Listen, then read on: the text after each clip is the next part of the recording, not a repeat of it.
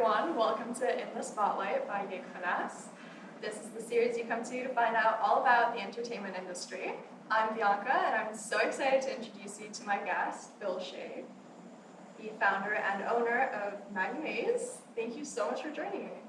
Well, thank you for having me. Thank you for this wonderful opportunity to be here. Of course. To speak with you. I'm so happy you could join us. You own Maggie Mae's. It's been an icon in Austin since it was founded. What were some of the initial things that really helped you put it on the map? Well, in the beginning, Maggie's needed a niche. We didn't exactly have a proposition to offer to the public. So an old friend of mine from Liverpool, who I've known for over 50 years now. 50 years is a half a century when you add it up, okay? It's no small amount of time. He suggested import beers. So in the beginning, our market posture was selling import beers. That was all we sold. We did not have any domestics, no liquor, no wine, just import beers. And it kind of took off from there. The import beer market was an untapped segment in those days because there weren't any import beers in Austin. I mean, a burgeoning market for it. And at one time, we had over 130 different brands of imports. And what was happening, distributors had to purchase the rights to carry each brand. So they needed to derive some credible market research from a live market test. So they brought the subject beers to Maggie's to see if the brand could actually get any traction in the marketplace. So they kind of used Maggie's to test that out. Yes, they did. We were the research and development department for so many brands introduced to the market that are still available today. The kind of curious thing, beer deliveries were on Wednesday. Mm-hmm. Every Wednesday was beer delivery day. So Tuesday was beer special night to generate the cash for Wednesday purchases. That is what is known as living day to day. That's how it was in the beginning. But the pub, the original little Maggie Mae's, was where it all started. The pub is a decidedly British concept and is short for public house. The pub was where everyone would gather for food and drink and discuss the issues of the day. So the pub was the original social media. I love that Maggie Mae's is also a place that people could come together and just spend time together and have fun like that. I was telling you before that I think it's incredible that you opened your own business like that. How did you decide to do that? What was it like starting your own business? Well, in the beginning, sounds biblical, I know. I have an engineering degree. I still have an engineering degree from UT. But I wanted to have a beer joint, quite simply. My dad owned the building that the Little Maggie's is in, and he agreed to a lease. So the decision to open on 6th Street at a time when 6th was not a preferred destination in Austin, that was pure hubris. I just certain I could make it work. And I guess it worked, because 46 years later, yeah. I'm talking to you. Cool, so you took a really big risk as well, opening. Quite right, yes. It was a marginal risk because it wasn't that expensive. Mm-hmm. I knew the landlord, so yeah. that didn't hurt. Were you scared opening up? Like how did you start with that? Did you start by yourself? Well, actually, my brother and I opened it. He has since passed away, sadly. But no, we just worked together, and it was just fun.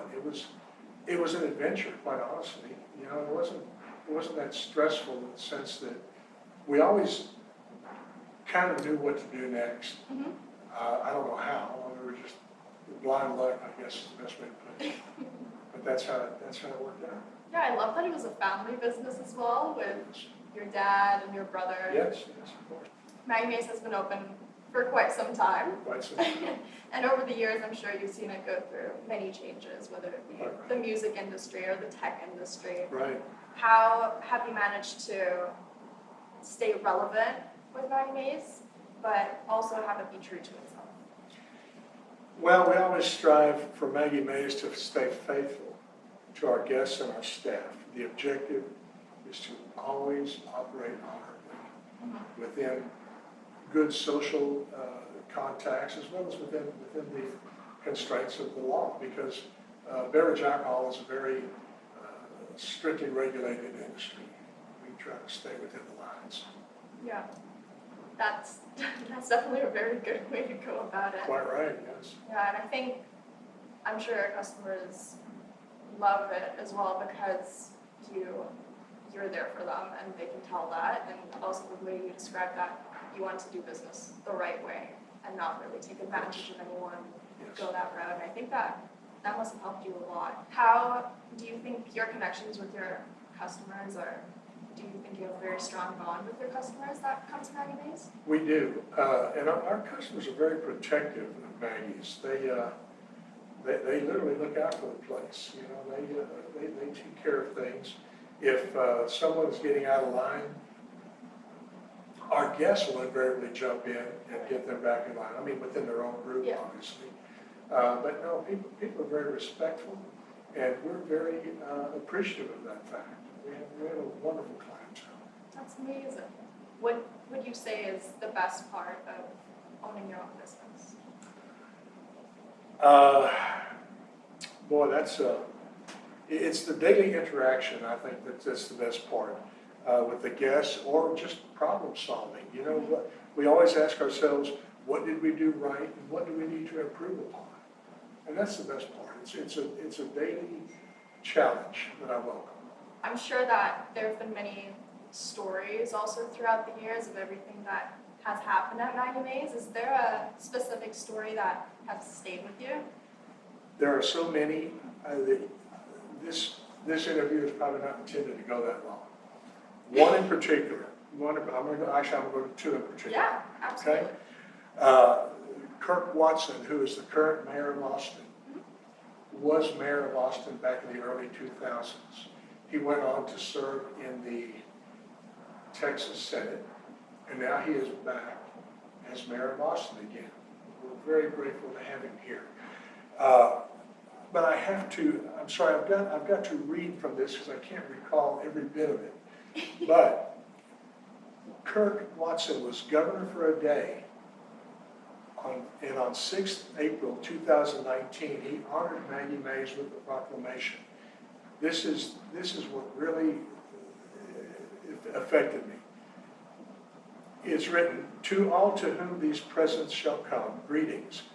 Know ye that this official certificate is presented to Maggie Mae's for supporting the live music culture of Austin, Texas for more than 40 years, in parentheses, and where I had my first Guinness." Oh my God. So that was just a wonderful and very gracious statement from our mayor, who was senator at the time, who was governor for a day at the time. So I'm very grateful for that gracious comment. And there's another one. We have in Maggie's, we have a Budweiser neon. He gave us the neon over 35 years ago. It proudly hung as a beacon to great beer. We noticed that when business was inordinately slow, we also hadn't turned on the Bud neon, just circumstantially. But once turned on, the place filled up immediately. I mean, like that. And this happened on more than one occasion, that business was slow and the neon wasn't turned on. That neon is hanging on the elevator shaft as you walk up the stairs in Maggie's, and hopefully it's on. Thanks so much, Dan. Thank you. So you've recently remodeled Maggie Mae's. We have. What are some things that people can look forward to now versus in the past?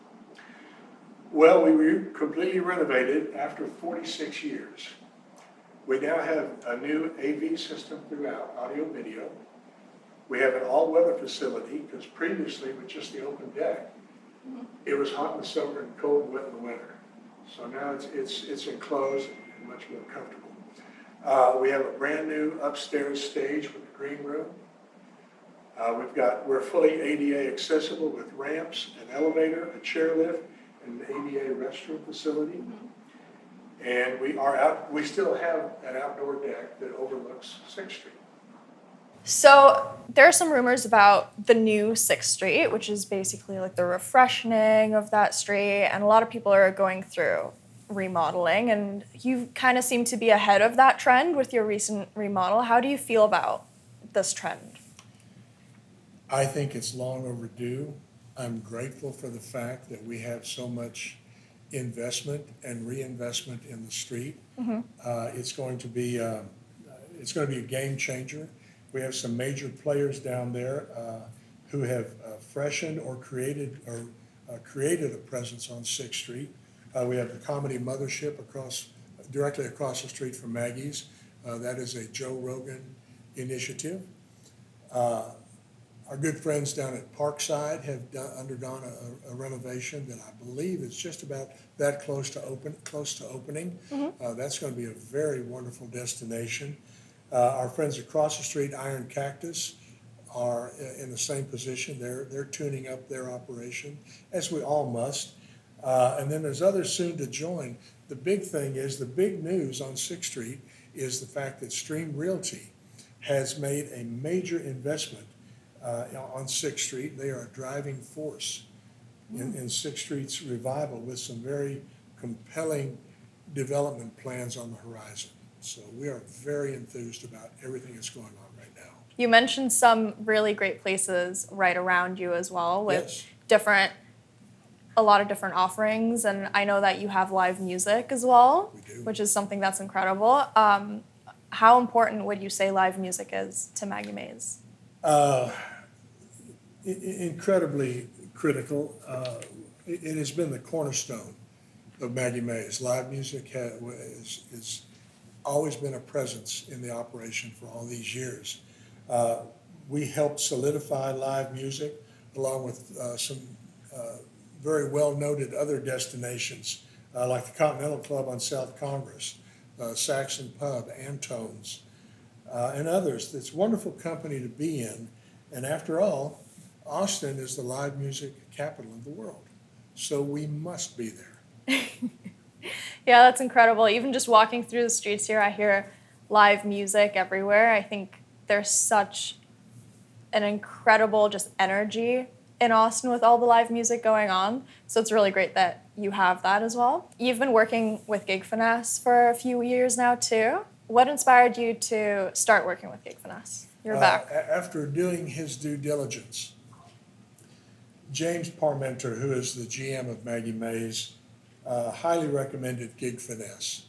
And so it's effectively sight unseen, we signed up on his recommendation. So, and Wow. it's been a good relationship.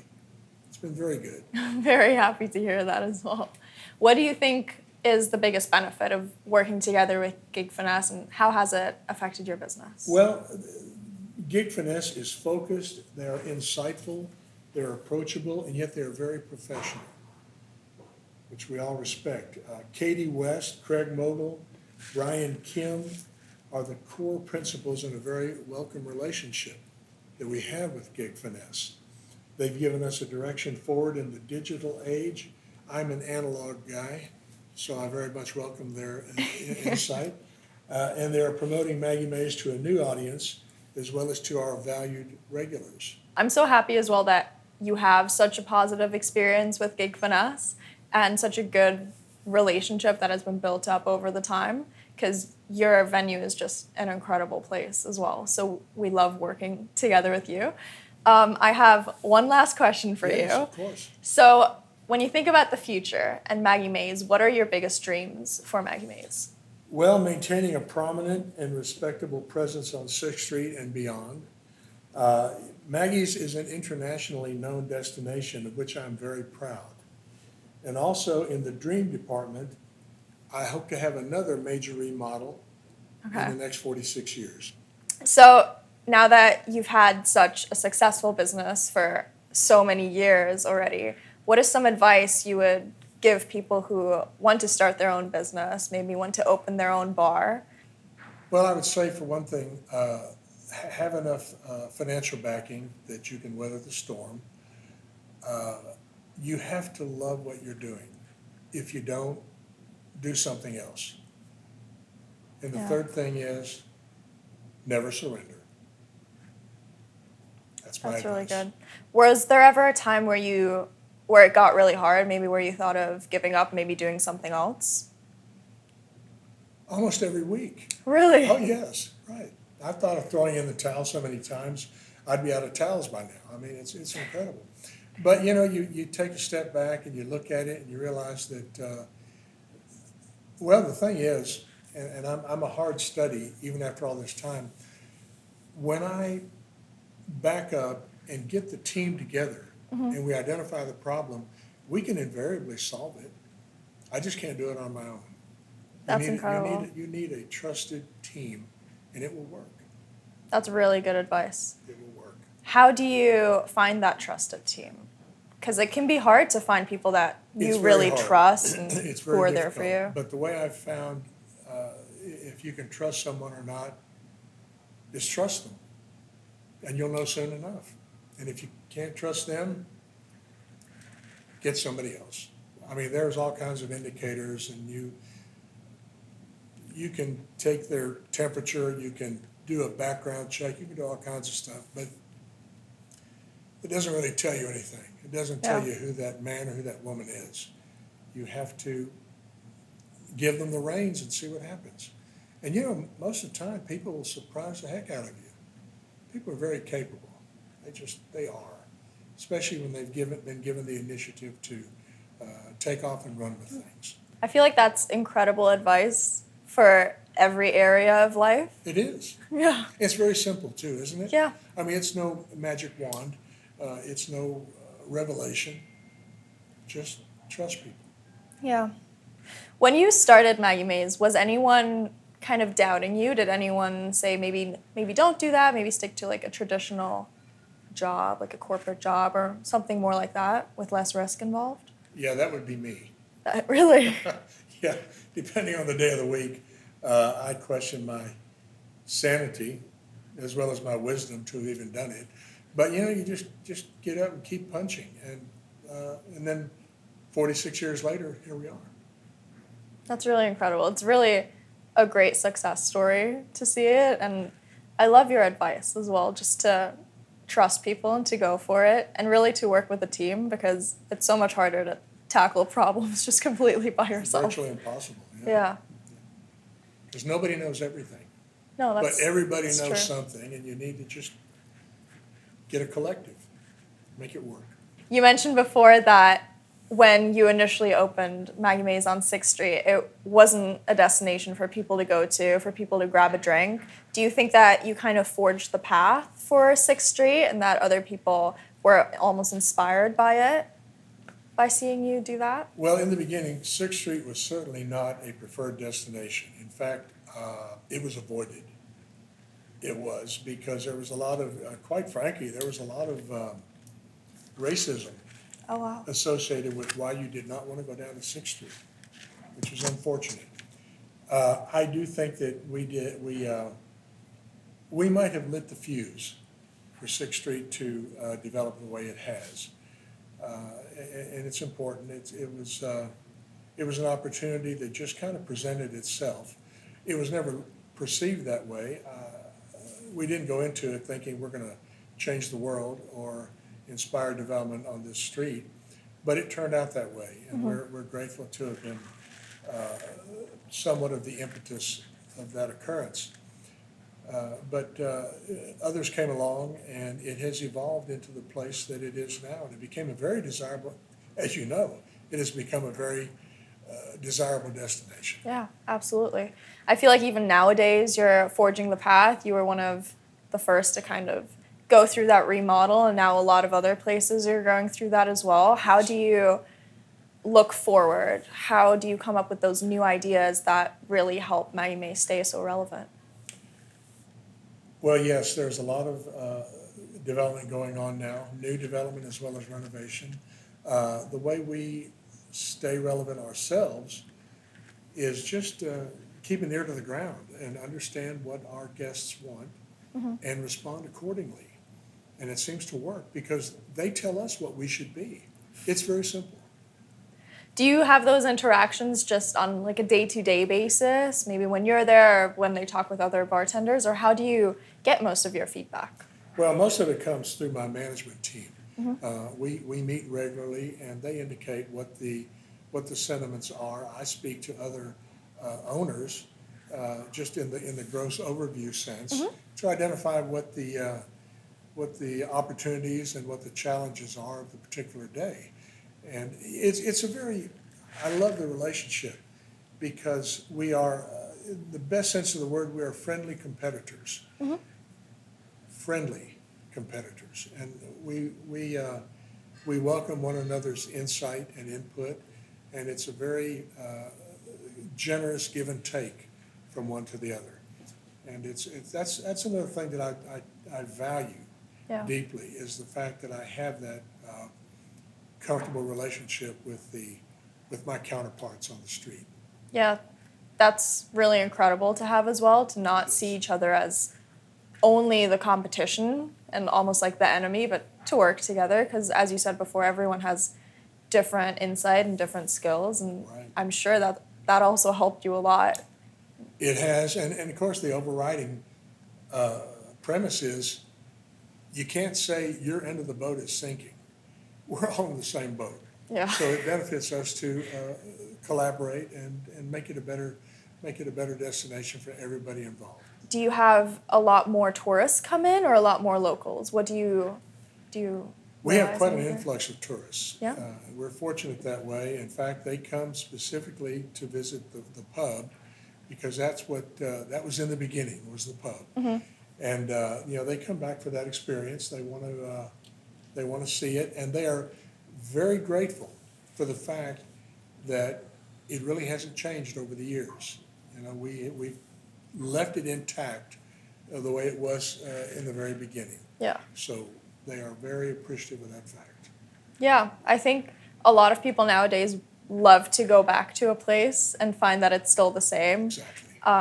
A lot of the time, I think nowadays people go and travel and find that a place is completely different, and really the character of the place has disappeared with trying to modernize the place and trying to keep it relevant. So I think that the way you described that, Maggie Mae's really looks at the customers and what do they want and staying true to itself. That's incredible, and that's what makes it so special. Well, the truth be told, the customers were the character of the place. They made it what it was. I mean, it's four walls and a roof, okay? But they made it Maggie Mae's. They made it that preferred destination. Well, Bill, thank you so much for joining me. I really appreciated talking to you and learning about everything, your history with the place, all the stories about Maggie Mae. It was incredible to hear it. I loved having you here, and thank you so much for your time. Bianca, I certainly appreciate the opportunity. Thank you. Thank you so much.